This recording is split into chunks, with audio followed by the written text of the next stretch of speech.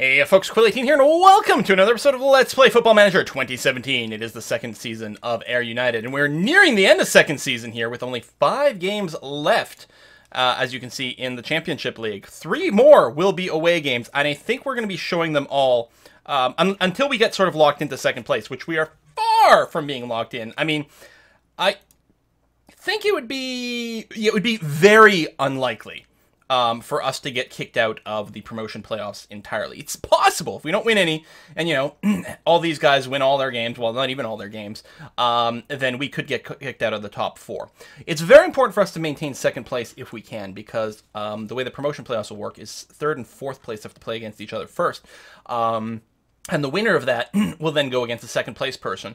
So we would like to avoid that extra set of games over there and just work it out over here. Now, today we're playing against Dunfermline, who's in 3rd place. So to drop a win against these guys would be particularly, or, you know, drop a win to them. You know, if we lose, that would be particularly bad. On the other hand, if we were to win, that would put us in a very, very, very, very strong and almost certain lock for second place overall. A draw would go in our favor. Wouldn't secure things, but would certainly fight off a lot of potential problems. It is going to be an away game over here. We are going to we're going to play our 5-3-2 tactic once again. Relatively sort of passive, defensive. Maybe we can get lucky with a score. Made a couple of changes from the end of the last video. I'm actually going to start Ross Doherty, which is a little bit weird maybe because his sharpness is a little bit lower. But the fact of the matter is, he turns out Ross has got the best pass completion for our team. Although Ryan Stevenson does have the most assists, but that's because of the position he's normally in. So I'd considered having Ryan Stevenson be one of our midfielders here, but I'm going to start Ross Doherty instead. Doesn't have the sharpness, and he's been a little cranky, but he'll be happy about the start. And I'm going to be playing him as a deep-lying playmaker, which I think is going to be good. Paul Kearney is going to be playing as an attacking central midfielder, like not attacking midfielder, but central midfielder with an attacking mentality over here. And Fraser's still going to be playing as his a box-to-box midfielder with the possibility of doing some long shots over there. We've got our flanks over here are going to be fullbacks on an attack role. And we are going to be playing Flanagan here as a stopper. So he's a little further forward. Paul Kearney's a little further forward. Whereas these other sort of central position, right? This is still central midfielders. These are still central defenders. But on the flank a little bit, they're going to pull a little further back. So we're going to have a little bit of a staggered kind of position here, and I think that's going to end up being okay. Notice we don't have a ball-winning midfielder who would normally be in a hold position, so there might be a little bit more roaming in the mid, and it'll be interesting to see how that goes. Oh, the other thing we're going to do is I think I'm going to set this to structured, because it seemed to do a pretty good thing for us. Other than that, no specific instructions. We're going to allow mixed passing, you know, not more direct, not more shorter. We can adapt to various things, and we're going to give that a go. So, match preview over here. 12 degrees, partly sunny, not raining for a change, breezy, so we actually, with a very good pitch, we actually may want to encourage shorter passing, which might be a little tricky with our particular composition. We're going to see exactly how it goes. This referee is pretty easy with the yellow cards, so we'll have to be on guard for that. Not that many tickets sold. We're going to be playing at East End Park, wherever that is, for Dunfermline over here. So I think we're going to go ahead. Yep, no, that's okay. The preview email in my inbox were indicating that this would be, they really are expecting actually an easy win, specifically an easy win for Dunfermline over me. So that's going to be fun.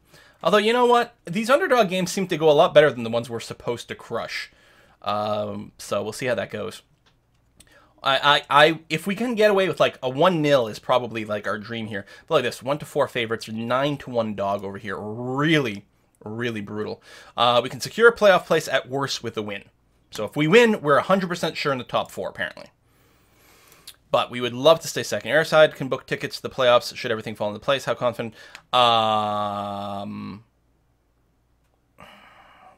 We deserve to be involved. Yeah, we left off Pope because of reasons. It's fine. And so apply advice to team. Nicky Clark, tackle him. You know what? Do it. Do it. We can totally do this. We're gonna be passionate. We can get us a playoff spot. Looks like we could actually use a little bit more mood. So let's go ahead and see if we can't chat people up. Looks like we're not actually getting the morale boost. Maybe I could. Oh, no, we are getting morale boost. Never mind. Yeah, actually, that worked out really well. Let's do this. All right. So we're going to be in the red kit today. And the big question will be which team decides to show up with everything. I'm hoping that the Dunfermline, maybe they've got some complacency going on if they're supposed to be such a direct favorite. And as long as our morale isn't so, like, demotivated from the difficulty, we actually might be in a really good situation here. Devlin over to Ross Doherty. Doherty to Kearney. Kearney sends it well forward to McGuffey, who almost seemed to have tripped up by the ball, then gets knocked down over here. Could be in trouble. Come on, yellow card, yellow card. Early yellow card for opposition would be great. I mean, I'll take, like, the free kick action over here. Yellow card right away. It was a desperate move against McGuffey. And honestly, I have to say, it felt like we were in a pretty good position to get some stuff done. Paul Kearney goes way over top, unfortunately. So, but still, minute and a half in, we've got some interesting tempo going on in our favor, just real quick. Possession 10 minutes in now, about 50-50. Our pass completion rates are okay. Our tackles are fine. Headers good.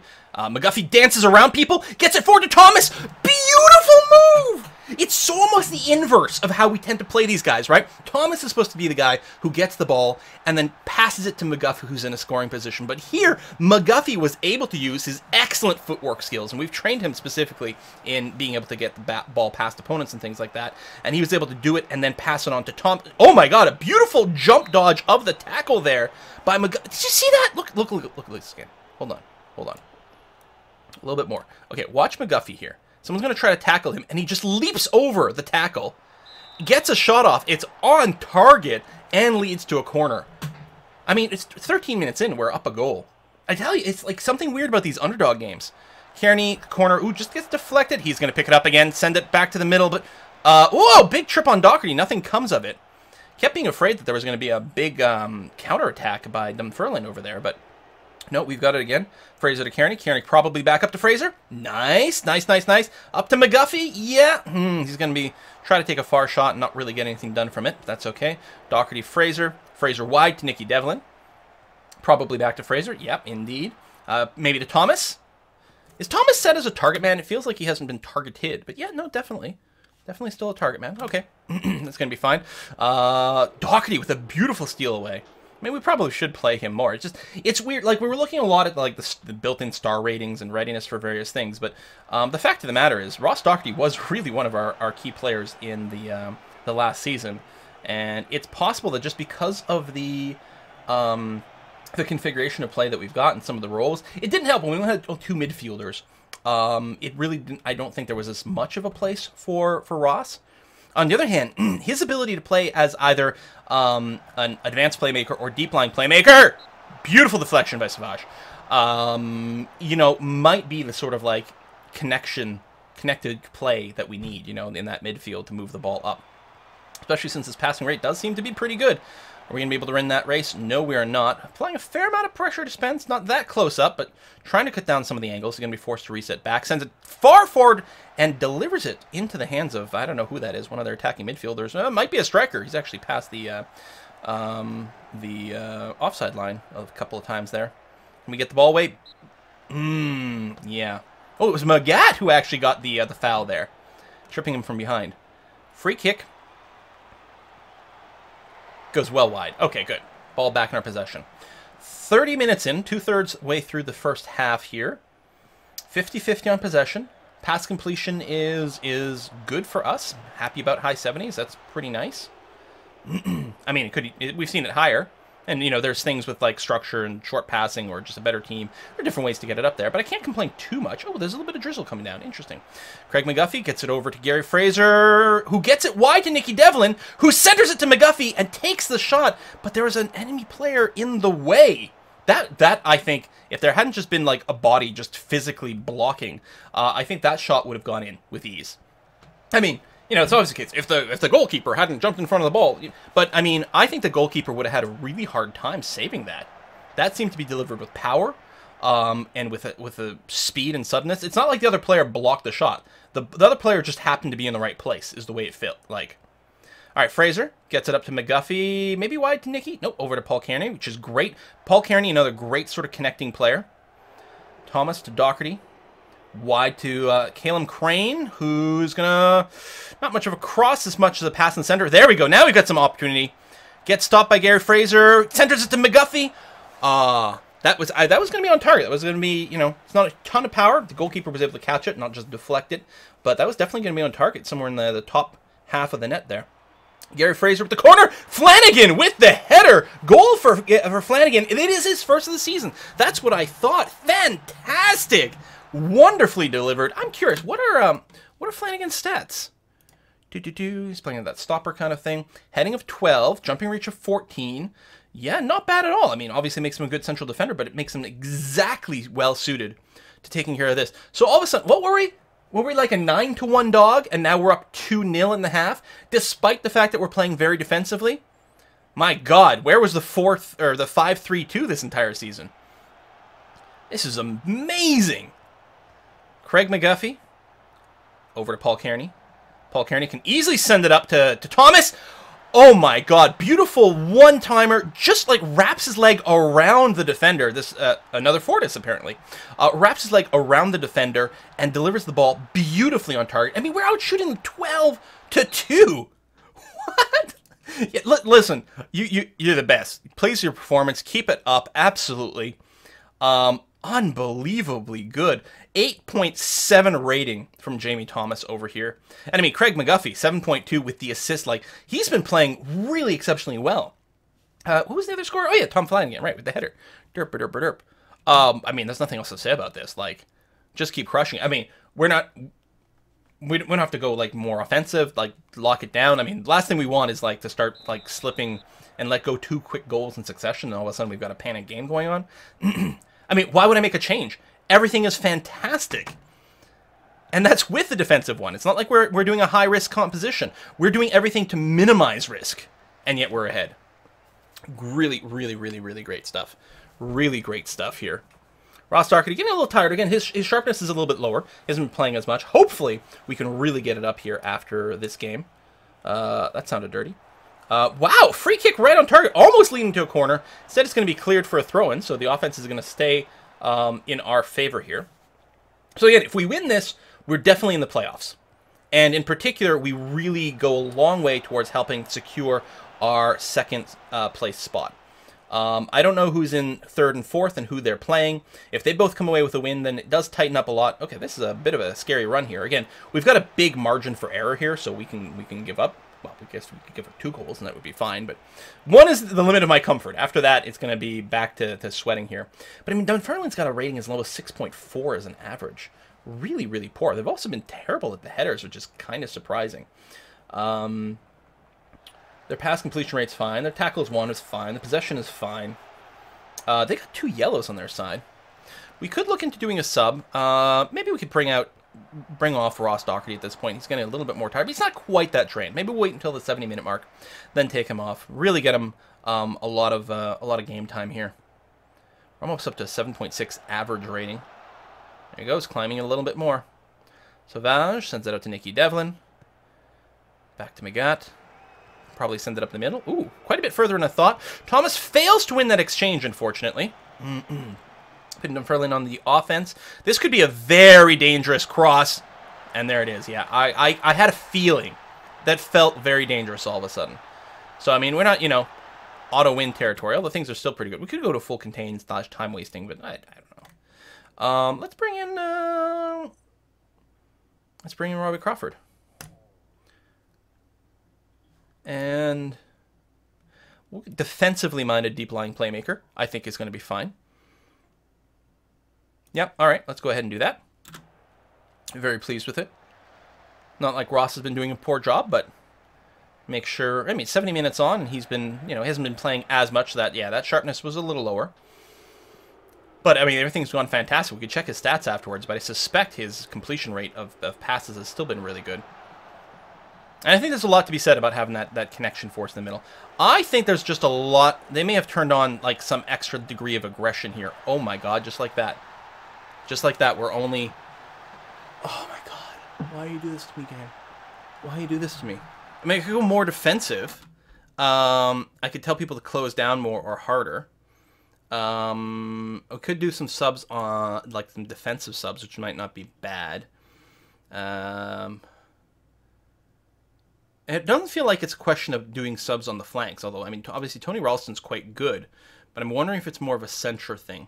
Tom Flanagan's getting a bit tired. Also, maybe doing the stopper thing, maybe isn't actually the ideal. Maybe there's been some sort of vulnerability there. I don't like that Will Nightingale has such poor morale here.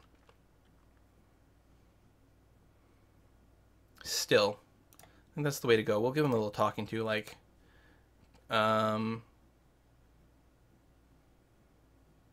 out there, make a difference. Come on. Looks happy. Good. All right, come on, buddy. And they've got a corner. God damn. 9 minutes left in regular time. Probably a little bit of extra time as well. I don't suppose I can go, like, super time wasting. No. I'd have to go to contain to really turn on, like, massive time wasting. Although we might want to, like, really start parking the bus. You know what? Defensive. Waste time whenever you can.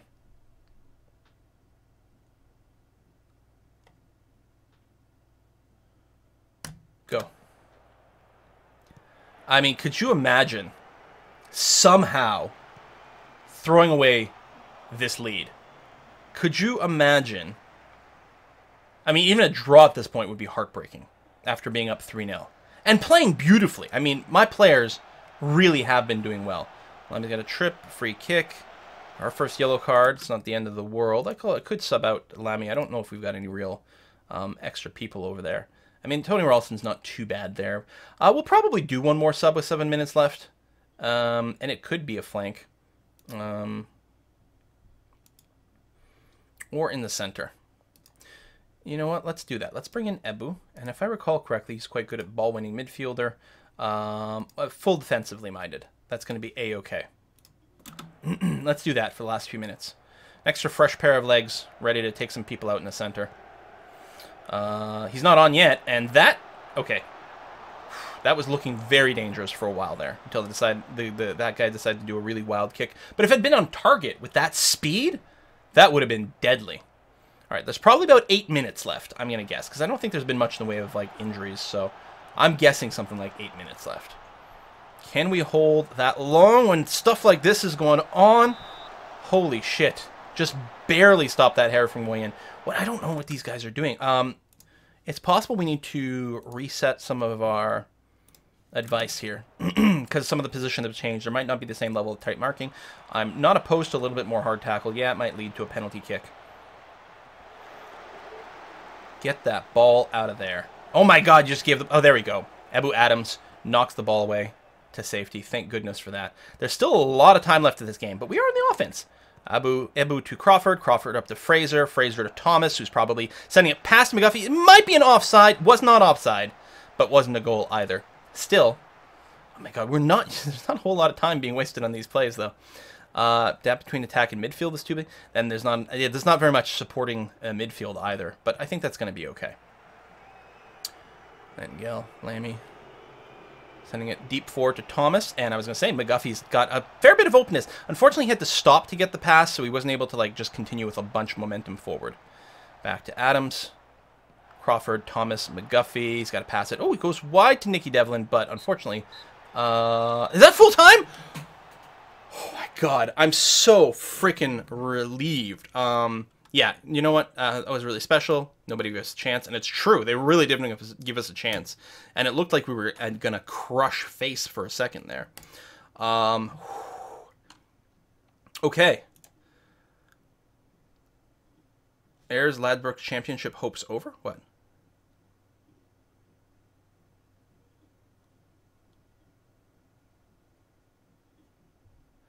What? What? It must... Okay, here's what I'm betting. I'm betting what actually happened is that the Hibs won another game and we are mathematically unable to get first. Because it sounds like we lost. Like, reading this, Ayers Ladbroke Championship hopes over. It sounds like we've lost, but we didn't. We did win. Like, I'm not being confused, right? But yeah, we've only won one of their last 5 away games. Yeah, but we did some of those were draws. Yeah, the Hibs have won the championship. They're 100% locked in at first place. That's all that's going on there. That's gonna be okay. But if we take a look at our competition list here, so again, we are locked in with 4 games remaining. The best anyone can get. So all of these would basically have to win. So St. Mirren 12 could get up to 54. right? If they won all 4 games, they could get 54. So if we literally don't win anything, I think we could still drop down here. So it's possible St. Mirren just won one as well to equalize it. But Dunfermline would have to win 2, with us losing 2, to draw, and we have the better goal diff. Even if I would say, even if all we did is draw all of our final games, I think we're a lock for 2nd place. And if we win one more time, we're 100% locked in 2nd place. Because we are not there right now. But who are we playing still? Morton, Wraith, Livingston, Dundee. So Morton is 7th, Wraith is 6th, Livingston is 10th, and Dundee is 9th. Okay. Although Wraith is one of the teams that's always had our number here. We might want to continue playing the 5-3-2, especially since we don't strictly need wins. We could sort of grind things out to a draw. I kind of want to go back to our regular tactic here and play some, these people again. But Wraith has beaten us consistently, if I recall correctly. So Wraith 1-2, Wraith 1-1, Wraith 1-1. Maybe I'm thinking of someone else. Oh, right here. There we go. We lost there. So we've drawn twice and lost twice, and I don't believe we've beaten them. And in all those games, I'm pretty sure we're playing the 4-2-3-1 wide. So I propose that either we play the 5-3-2 narrow or the 4-3-3 narrow. And I'm not sure we've really had the performance out of this one. Whereas this has worked out pretty well. We'd probably go to something like more of a standard mentality.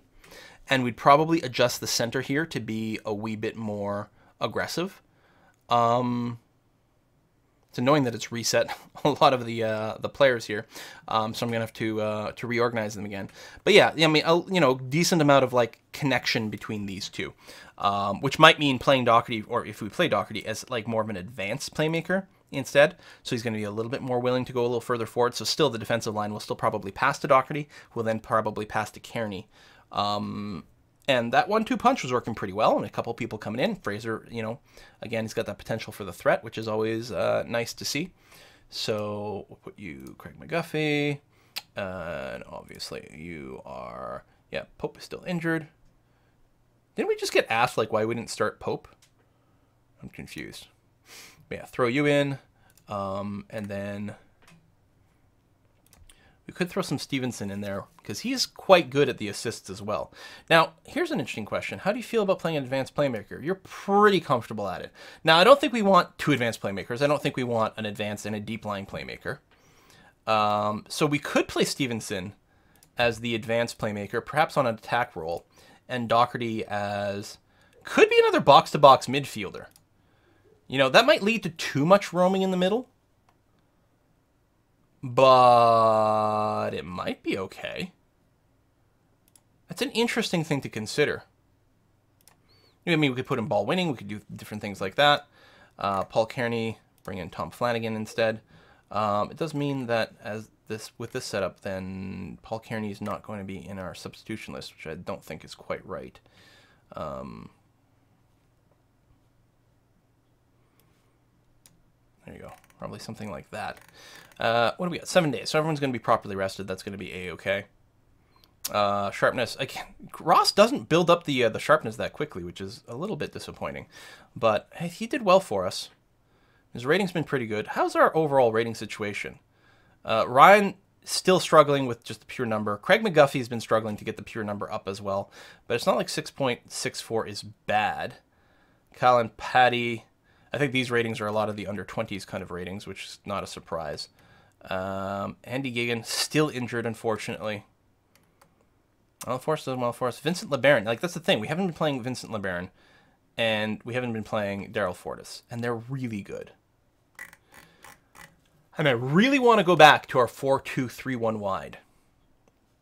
But against Wraith, I think we may need to use this one more time. And then switch to the 4-2-3-1 wide for, like, maybe the last 3 games. I think that's going to be okay. So that's probably the sort of thing we'll consider. We'll see how it goes. These 3 Ray games have been really interesting and really exciting to play. Playing the 5-3-2 narrow is really good. I don't know exactly what the timing of my personal schedule will be. I still may not be able to respond to comments about some of these play changes before I record the next episode, unfortunately, because the feedback would be really good. What you might be able to expect is a bit of a break between the end of the regular season and the playoffs so that we can have a really good discussion in comments about what we will do. Just because, and again, in August, like, I've got so much traveling going on in August, everything about my schedule is broken. And it's making it really, really tough to be able to not just pre-record a bunch of stuff. So unfortunately, yeah, the live feedback is going to be a little rough here. I got average rating 7.25. I mean, not as much recently, but it's been a beast for us. It's been really fantastic. Thank you very much for watching, folks, and I'll see you next time.